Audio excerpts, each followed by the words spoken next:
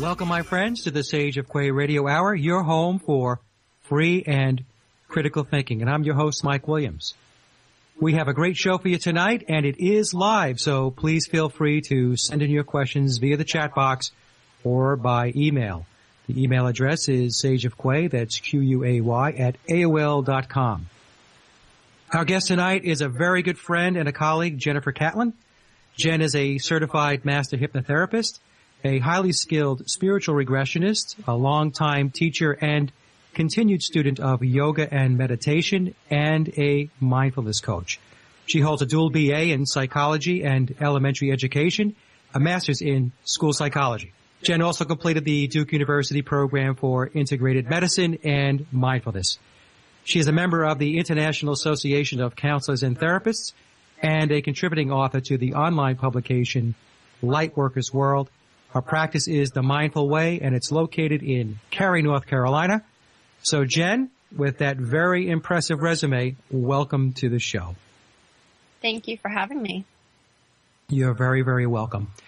Now, Jen, I thought to kick things off tonight, because a lot of our listeners wonder about how our guests got to where they're at, how they got into hypnosis, how they got to study mindfulness. So I was wondering if you could just take our audience through your trek. How did you come to do what you're doing today, and how did it all start?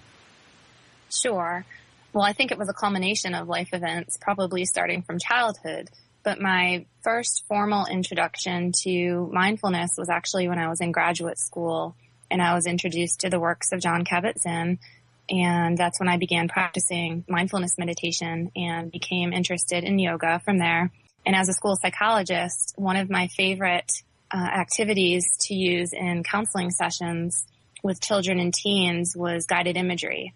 And I expanded and began using this in yoga class as well, not realizing that I was also going through a process of hypnosis at the time.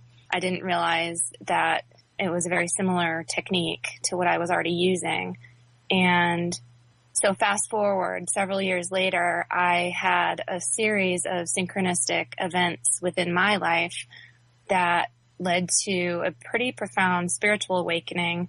And through all of that, I had gone through the Duke Integrative Medicine mindfulness training for professionals for my own personal benefit to deepen my practice. And at the same time was going through a spiritual awakening and shift. And all of that led to one of Brian Weiss's books actually was placed into my hands by a friend and colleague, and it just triggered something that I knew it was something I needed to explore, and it all took off from there.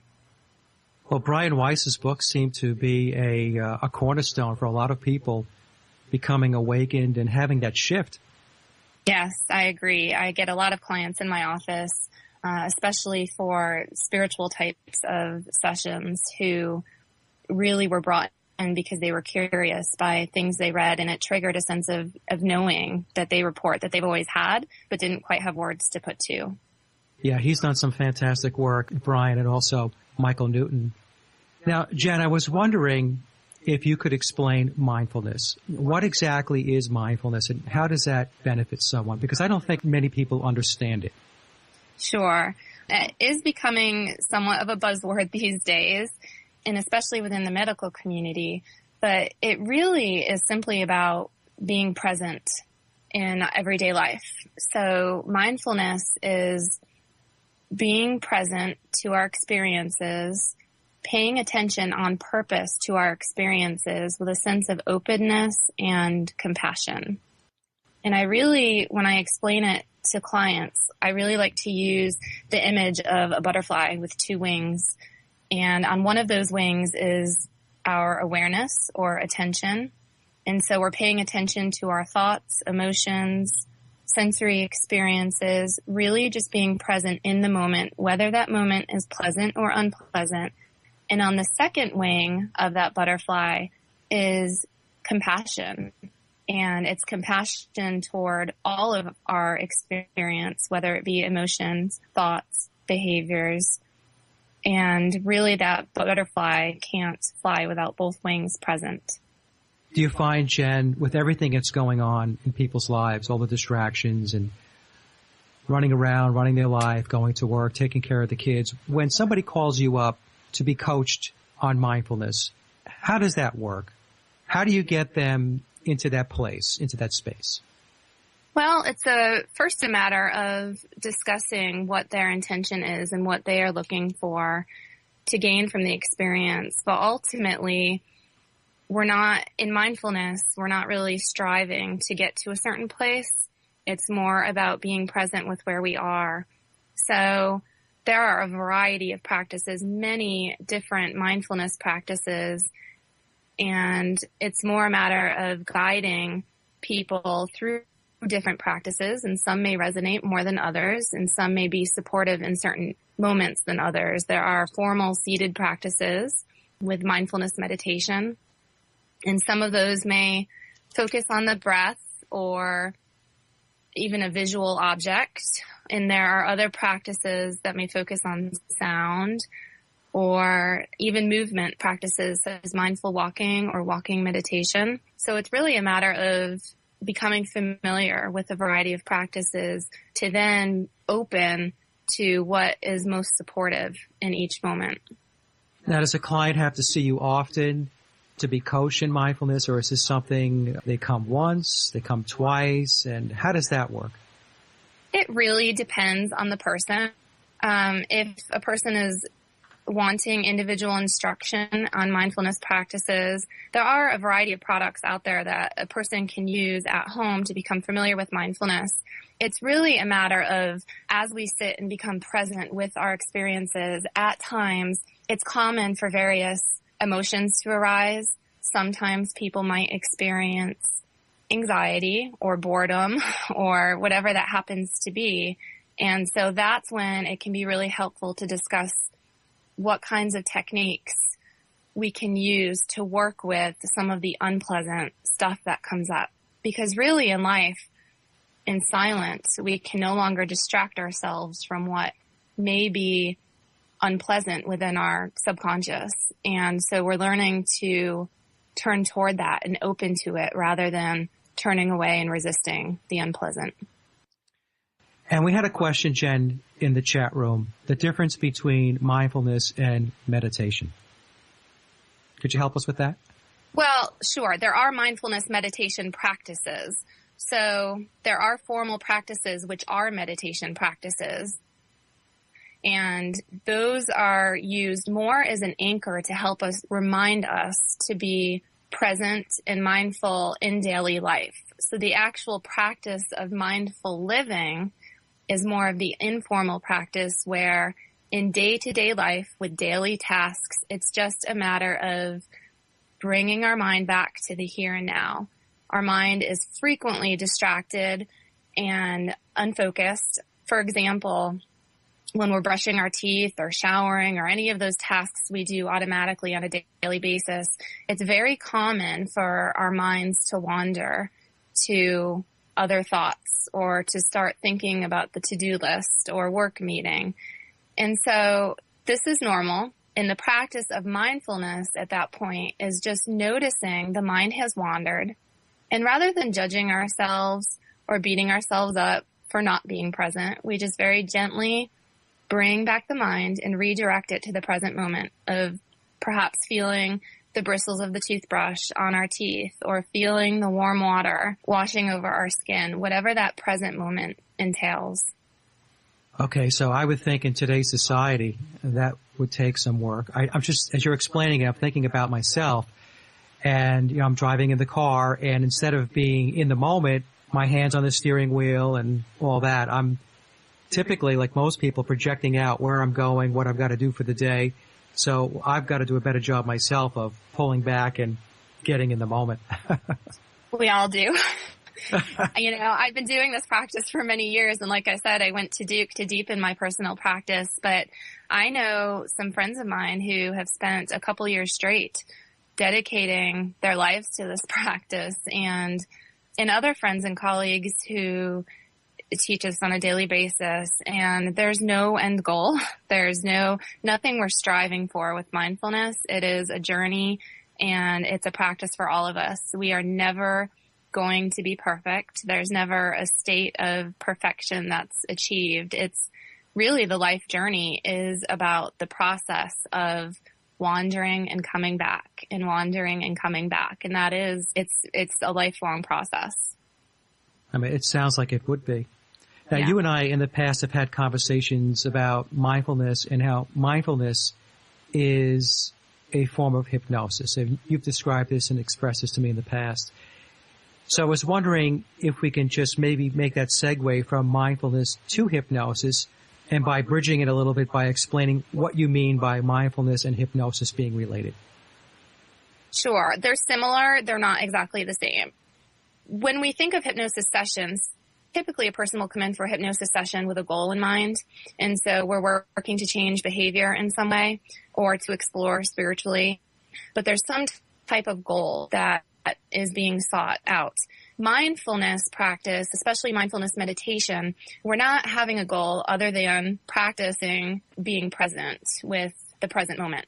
So, however, when you're doing the formal practice of seated meditation, the mind is pretty much going into a state of hypnosis, which really all that means is a slower, more focused, concentrated brainwave state. Okay, so what you're explaining is they're getting into that state of mind, that brainwave state, and they're very focused and very much concentrating on where they're at and what they're doing. Yeah, whatever their experience is in that moment, depending on what type of mindfulness meditation practice they might be engaging in.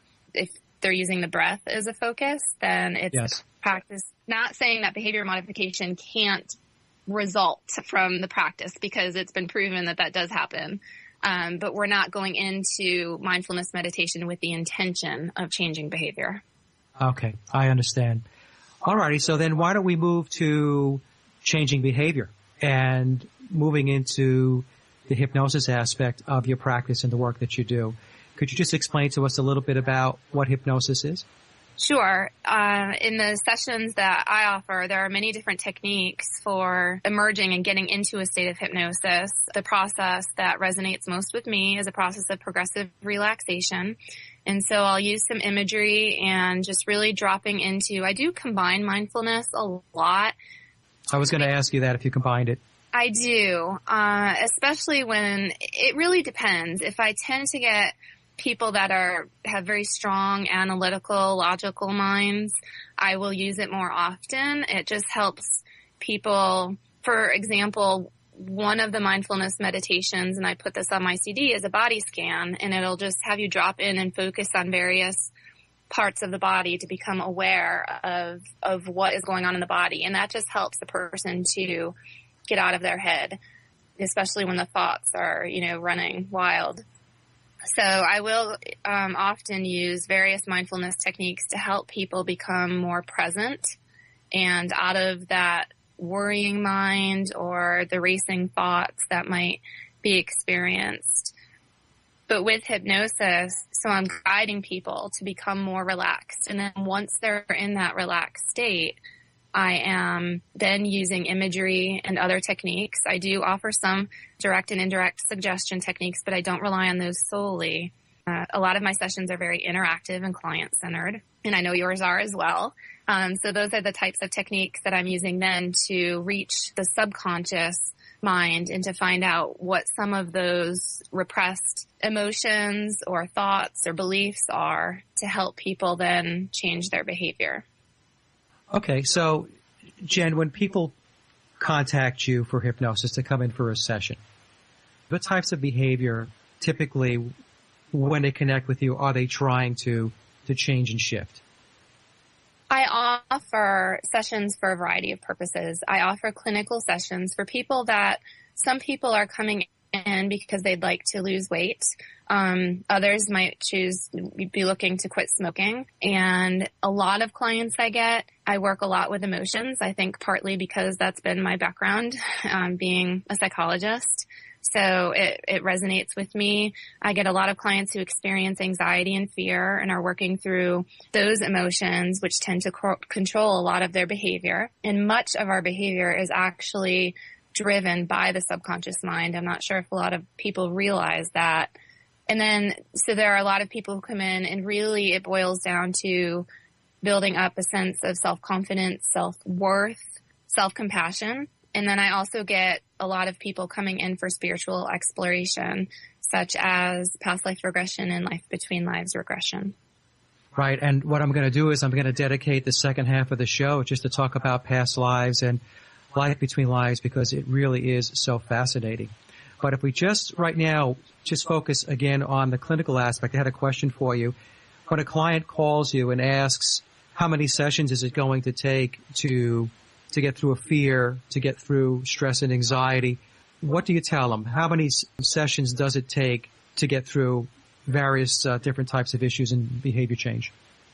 That also depends upon the client. What I typically say to people, for most people on average, I would say anywhere from 3 to 5 sessions is typical.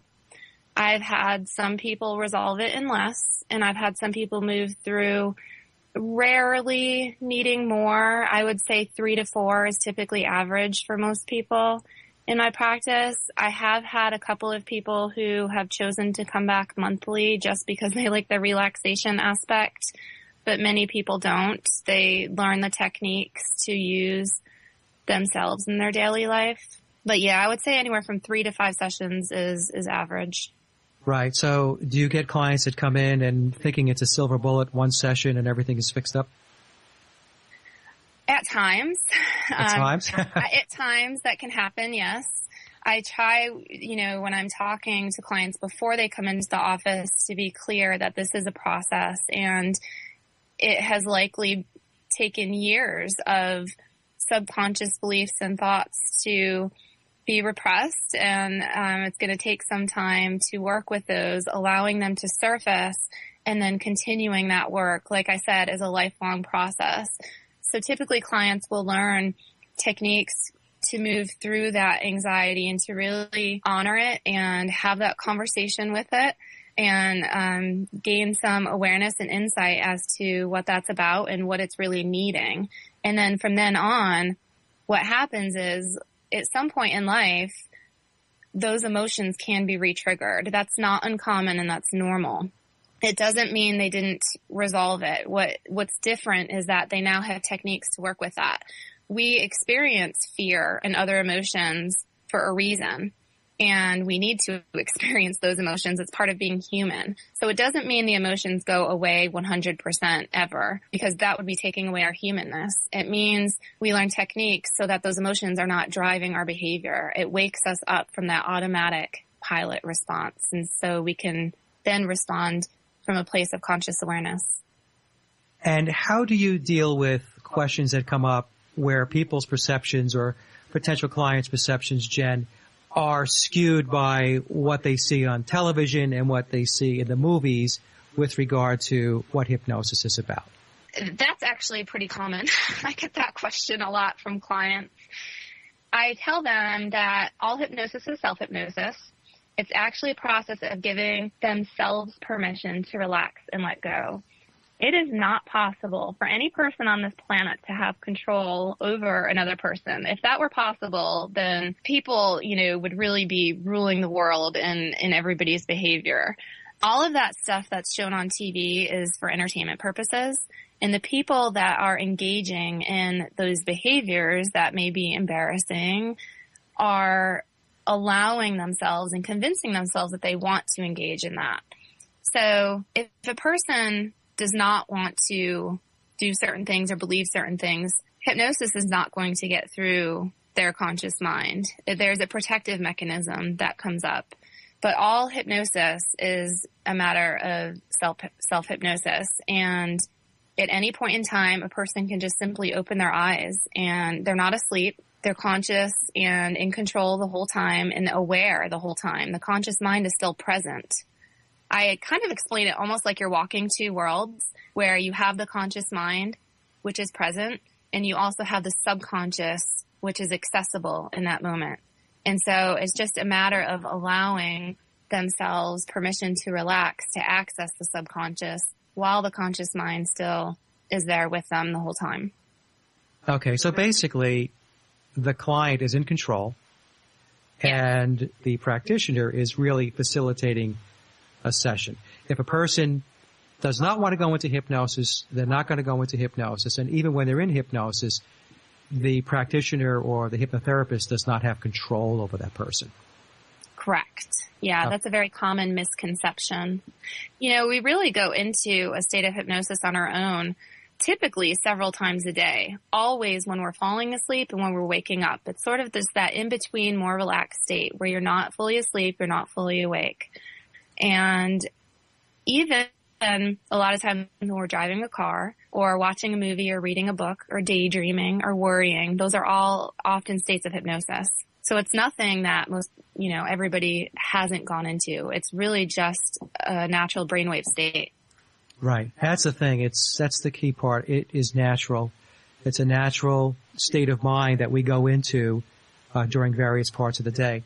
Now, Jen, we're going to take a break in about 3 minutes here. But before we do, you had mentioned a CD, and we had a comment in the chat room asking about the CD. So could you tell us about it? Sure. I just released my first CD, there are 3 tracks on there. It's called Being Peace, Mindfulness Meditations for Cultivating Calmness. And it's a CD with 3 different tracks, including 3 different mindfulness meditations. There are many other mindfulness meditations out there. They're all about 17 to 20 minutes in length. And there's a breath awareness, a body scan, and a loving kindness meditation on there. And I give plenty of space. For example, there are 5 to 7 minute breaks of silence in the breath awareness as I'm guiding people through to allow ample space for people to really drop in to that silence and spaciousness to experience the meditation. You need to send your colleague Mike one. I will do that. I'm working on several others. The others will include more guided imagery in them to work through various emotions. But the next one I'm working on is actually for children, to help children with relaxation. Okay. And so I know you're also, you had mentioned, I saw on your website, you're working on a book? I am. I think it's going to be, a work in progress for a while, potentially years. I'm writing it as it comes to me, really through spirit. It's kind of a book based upon my personal experience and some things that I've learned through my spiritual awakening, and really highlighting the synchronicities in my life, as many of them are quite profound. And I tend to have an analytical, skeptical mind, and it was through these experiences that I had this mass awakening. Okay, well, take your time. You have plenty of time to write that book. Spirit will help you. Yes. And we are at the bottom of the hour now, Jen, and we need to take a short break. And when we come back, we will continue our discussion. Part 2, or the second half of this, we're going to talk about past lives and between lives regression, which I know many, many people are very, very interested in. So we'll hit that as soon as we come back for break. And welcome back, my friends. Our guest tonight is Jennifer Catlin. And Jen, let's move to past lives. And the first question would be, what is a past life regression for those that are listening that are just not quite sure what it is? It's a type of hypnotherapy session that is offered where a person will be regressed to a time in their soul's history, to another life at another time, where they will gain various insights. And most people come in just with some curious exploration, and I will work our way back through time and eventually to the past life, to another past life that is significant for them today. And it's where we'll explore some of the connections to their life today to find out what is important and how that can assist them with their life now. So, Jen, when clients come to you or give you a call to inquire about past lives or to come in for past lives, what is the client getting from that session? Are they working on particular issues, or is it just exploration? How does that work? Most often it's exploration. However, some people may come with specific questions that we'll explore in the life review, which is part of the session. I do sometimes get requests for a past life session because, for example, somebody may want to heal pain in their body or because they're experiencing a specific phobia. I'm really cautious about offering a past life session for that. I will use regression technique in clinical sessions to explore specific issues. However, a past life session is typically more for curious exploration and to find out what's important for a person today. I'm cautious about assuming that physical pain or phobias or anything else experienced is automatically a result of a past life, because there's so much stuff in our subconscious from this current life that is a result of this current life. And so I just caution all practitioners to assume and offer past life sessions specifically to resolve something that a client comes in with. It's not to say that it can't resolve. I've witnessed some really miraculous things through past life sessions that have resolved, but we can't assume that as a practitioner. It needs to be client-centered. And so we have to allow flexibility for the client to go to the source of the issue rather than us as a practitioner guiding somebody to assume it's from a past life. No, I think that's very sound advice. Now, Jen, some of our listeners may be wondering and asking, well, how exactly does a past life session work? What happens during a session? We'll go through a process of guided relaxation. It's usually a little bit longer than it is. We take more time to get into that relaxed state than we typically do in a clinical session. And using a process of guided relaxation, we'll begin to then work our way back through time through some conscious memory to sort of warm up the mind to those sensory experiences. And then working to pre-conscious memory to very young childhood, and then backing up to the experience in the womb, which is womb regression, and asking some questions about their experience in the womb, and then eventually backing up to a past life. And typically somebody most often will go through one significant lifetime and will hit some of the key major events or points within that session or within that lifetime, and then go through the death scene and into the spirit world. And that's where a life review is conducted. And we ask various questions about that life and its importance and connections to this life today. And that's where we can also explore with any specific questions they may have at that time. Now, Jen, when the clients talk to you about the experience afterwards, how do they express how those memories come? Is it slow? Is it quick? Do they have to think about it, or is it more spontaneous and fluid? Spontaneous and fluid. It's not about a person being in their thinking mind and generating these thoughts. It's really about accessing the subconscious, and that comes through as spontaneous experience. For some people, it may come through very quickly, and others it may be a little bit of a slower process, but it's typically a spontaneous process that's not generated within the thinking mind. And it's really difficult to talk about unless a person has actually experienced it. Well, now, the books, you mentioned Brian Weiss's book, and I had mentioned earlier Michael Newton's books. Excellent, excellent books, by the way. But a lot of the books that are written focus on visuals, seeing. And is that how most people experience their past lives? Is it seeing, is it visual, or does it encompass other sensory perceptions?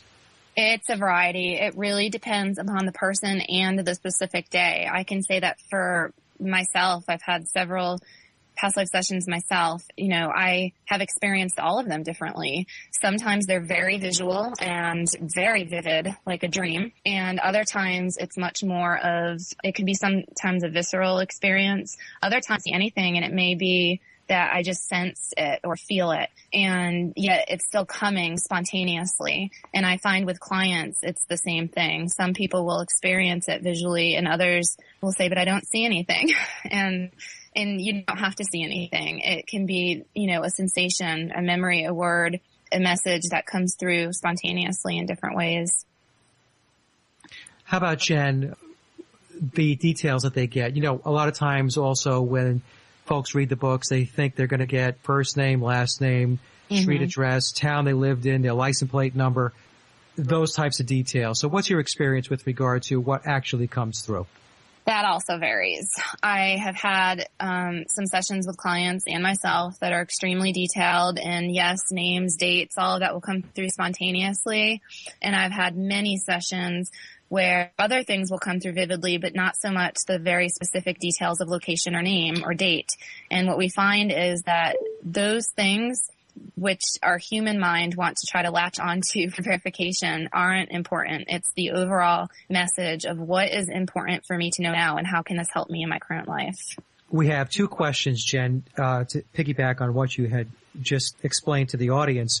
One is, how far back in past lives can one go? And the second question is, are all lives on this planet, or can we incarnate into other realms or realities? Sure. Well, how far back we can go, that varies. I mean, we can go back to some pretty ancient times in civilizations on this planet. People tend to go to a lifetime that's important to know now. And I've had some people who regress very far back to ancient civilizations, and I've had others regress to more recent lifetimes. So there is no one set answer for that. It really depends upon what comes through for a person.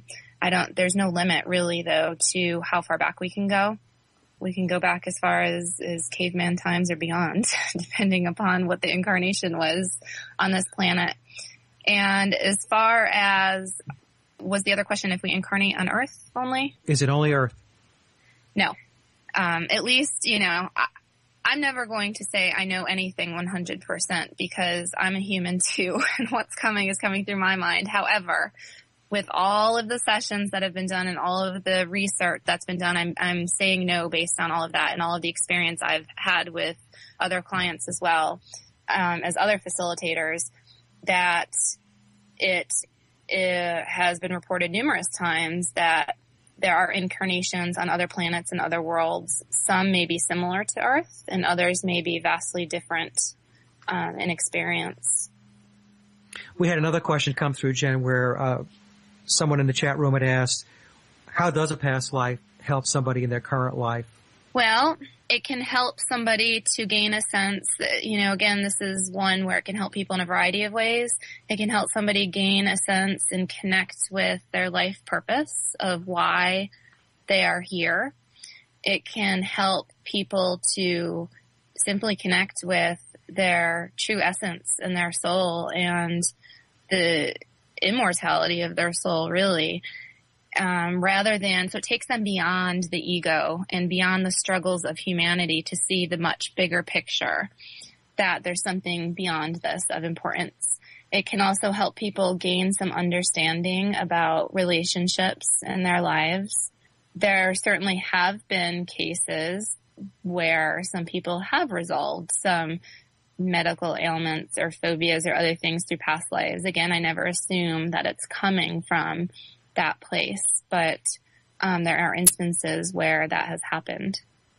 Now, once they go through the past life and they go through a death scene in that past life, and then they cross over, and you had mentioned earlier that they cross over and then they go into the spirit world, what's that like? How do clients report back to you that experience? What happens when they hit that death scene and then they head to the spirit world? Sure.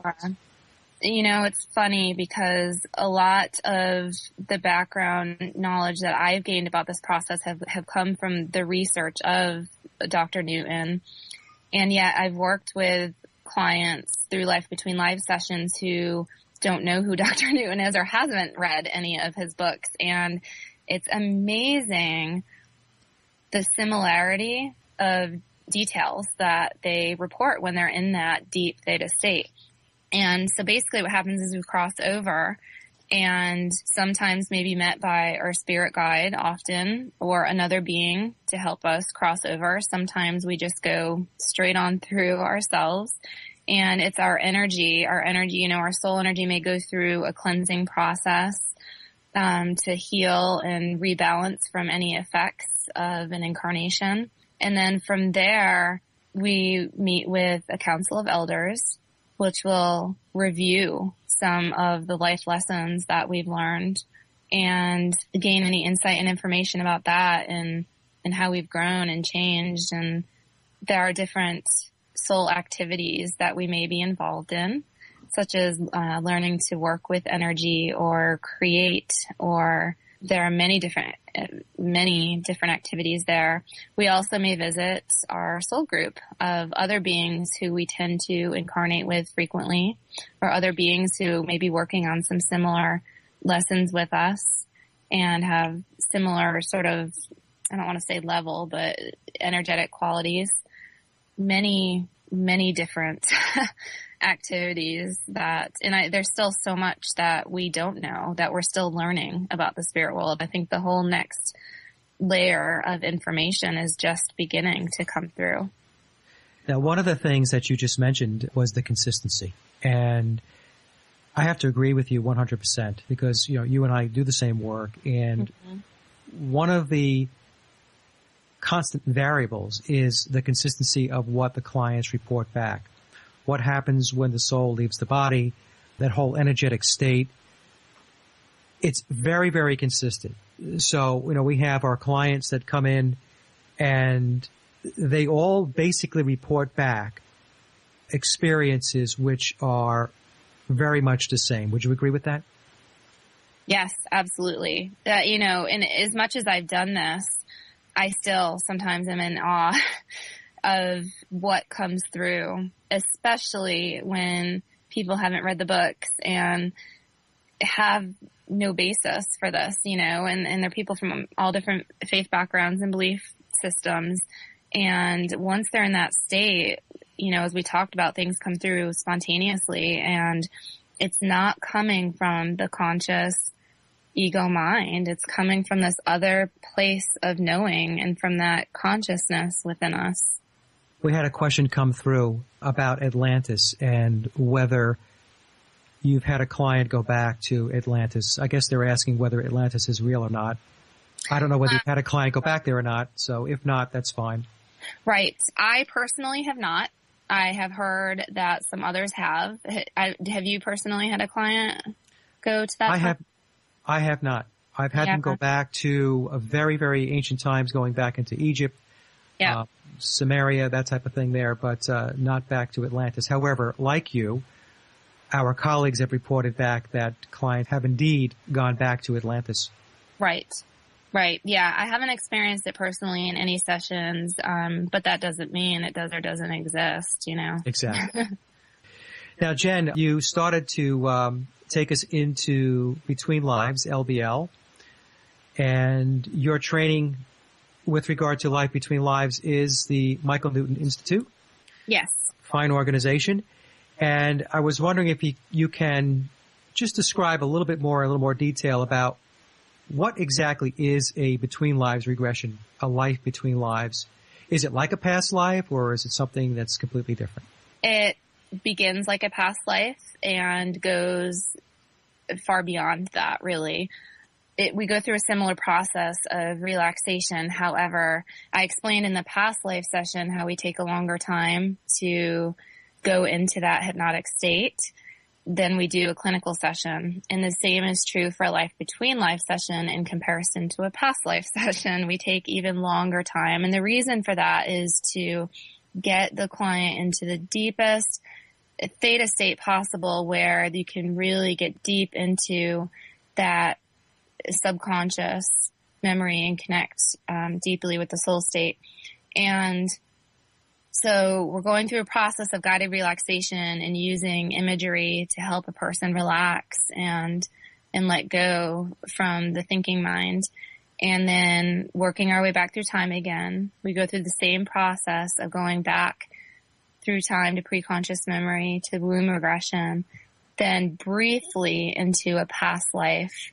However, the difference is we're not spending a long time in experiencing that past life like we do in a past life session. The majority of the time in a Life Between Life session is spent in the spirit world, which is how that really differs from a past life session.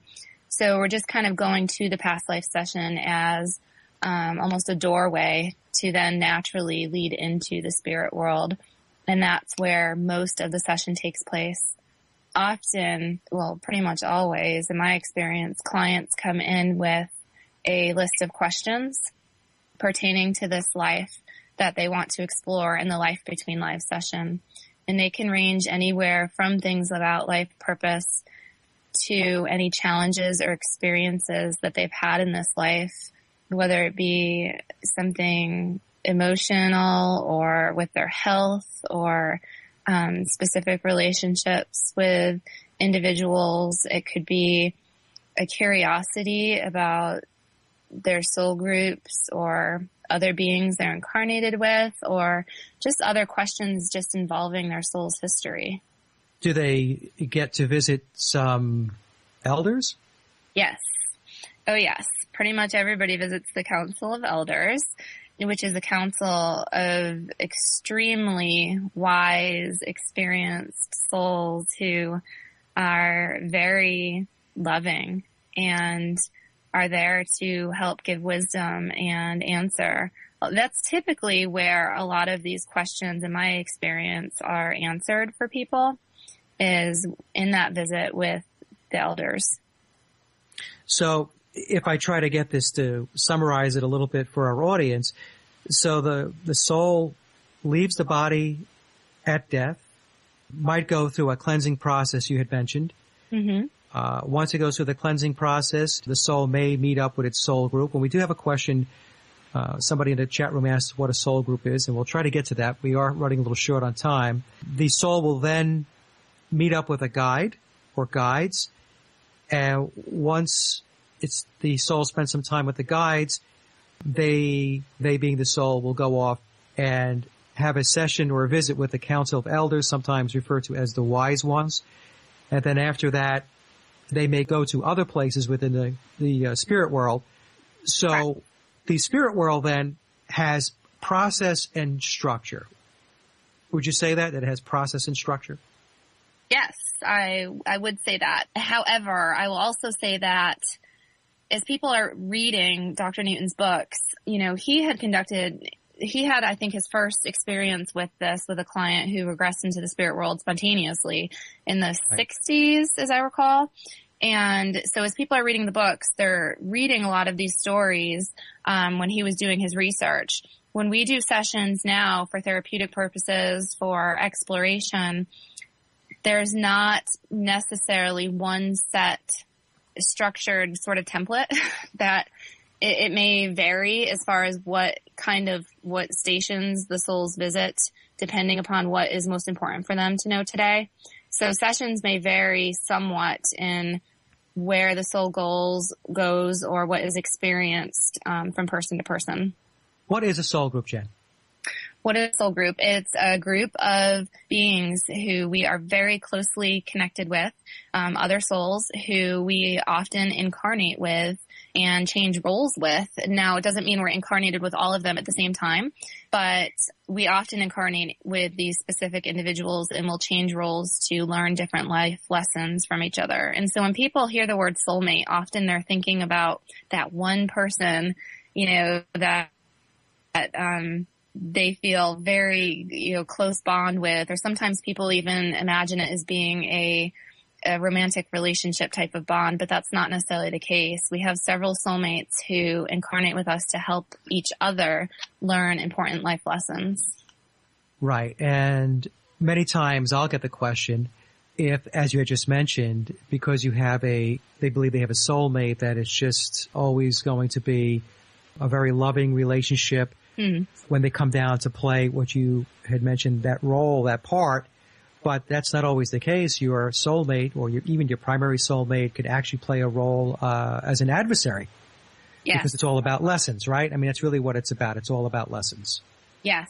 And, from the human experience, there could be obviously a lot of emotion and hurt and anger and pain involved. But from the bigger picture, from those soul beings, there's really only love between us, and we're here to experience, because energetically there are only certain things that can be experienced in pure, energetic form.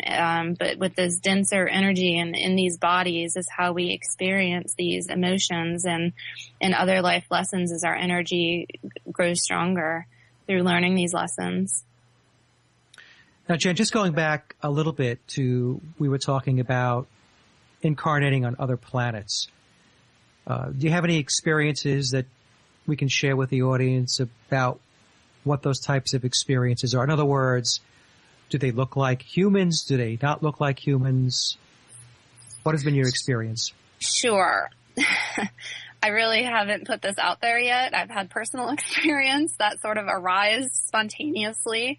But, in working with clients as well, it's not frequently that this comes up in sessions. However, it has arisen with some clients, and sometimes they can be very primitive forms of beings, more primitive than human, and other times they can be much more advanced. And the actual incarnation or body can look very different from human beings, or they can appear in a way that this person, has never recognized something in appearance this way.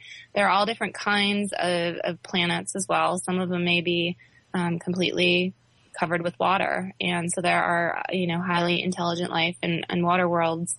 And like I said, some of them can be quite primitive as well.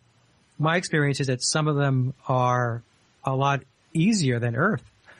Oh, absolutely. I do get a sense, I don't know, but I get the sense that Earth is a pretty tough school. It's a very tough school. Absolutely. It's where the soul comes to learn its lessons and learn their lessons very quickly, because it is a very, very difficult school. Yes. So, but Jen, we're almost out of time. So what I would like to do is for you just to let our audience know how to contact you, your website, and all that good stuff. Sure. Well, my contact information is on my website, so that's probably the easiest thing to refer to. My website is www.themindfulway.com, and I'm also on Facebook and Twitter, listed under The Mindful Way. And, the rest of my information I can email and phone is an excellent way to reach me, but I always welcome any questions or insights that others have. All right. Excellent. Jen, I want to thank you very, very much for coming on the show tonight. I want to let everybody who's listening know that Jen is excellent at what she does. She really is the best. And I want you to come back on the show. So Sounds have you back. Great. I'd love to. Thanks for having me, Mike. You're very, very welcome. All righty, Jen. Thank you. And next week's show, my friends, we will be interviewing Veterans Today and Open Salon columnist Jack Hart. We will be discussing hidden and forbidden knowledge along with Mr. Hart's very popular articles on those topics, so please tune in. I want to thank everyone for listening, and thank you for your support and visiting the blog, sageofquay.com. Please check out my music and my album, Leaving Dystopia, at laboroflovemusic.com. And remember, live in truth and always serve creation. It's really that simple. See everyone next week. Be safe, enjoy, and God bless.